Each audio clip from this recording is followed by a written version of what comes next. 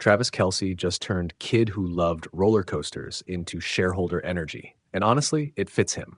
He's joined an investor group led by activist firm Jana Partners that bought roughly a 9% stake in Six Flags, with Kelce attached as a visible, passionate face of the move.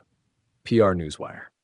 This isn't a casual celebrity cameo. The group explicitly plans to push for changes, better marketing, sharper guest experiences, board upgrades, and Kelce is right in the spotlight as the consumer voice. Markets noticed immediately. The stock jumped on the news, signaling investors saw potential in a strategy that pairs activist muscle with celebrity reach. Berenzer, if you know Kelce, none of this is random theater. He's talked about Cedar Point and Six Flags for years on podcasts and in interviews. Those parks were part of his childhood soundtrack. On the announcement, he was equal parts proud fan and practical partner. Excited to preserve the memory making, but also aware that the parks need modern fixes to compete in a crowded entertainment landscape. People.com.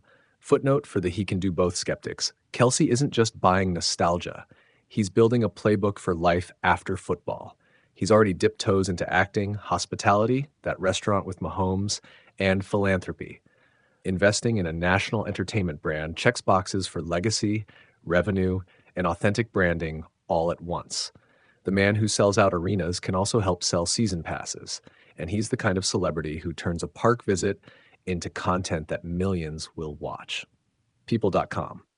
On the field, he's still doing his thing too. Through 7 games, Kelce has 31 catches for 375 yards and 2 touchdowns this season, numbers that underline he's still a reliable matchup for Patrick Mahomes, even if he's smoothing into this possibly final chapter of his playing career. ESPN.com, there are a few smart reasons this deal lands the way it does. 1, authenticity wins. Kelce's fandom is genuine. That's not manufactured marketing. Fans smell that. When a star ties their name to a product they genuinely enjoy, it pays off in goodwill and engagement. 2, activist firepower plus a cultural megaphone is potent. Jana brings the shareholder strategy, Kelce brings the eyeballs. That combo can pressure management while giving the turnaround a PR lift that a quarterly slide deck alone can't buy. Number 3, transition planning. Athletes who plan their next act while they still have maximum relevance win the long game. Kelce's timing, possibly near the end of a storied NFL run, is textbook.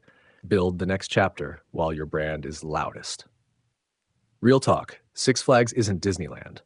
The company's had tough quarters, weather issues, and integration pains since merging operations, and turning around attendance and margins is hard operational work. Kelce's name creates momentum, and momentum can accelerate a turnaround, but the heavy lifting will be operational. Pricing, promotions, maintenance, and guest experience execution. Wakeu.org. For Chiefs fans wondering what this means on Monday night, nothing immediate.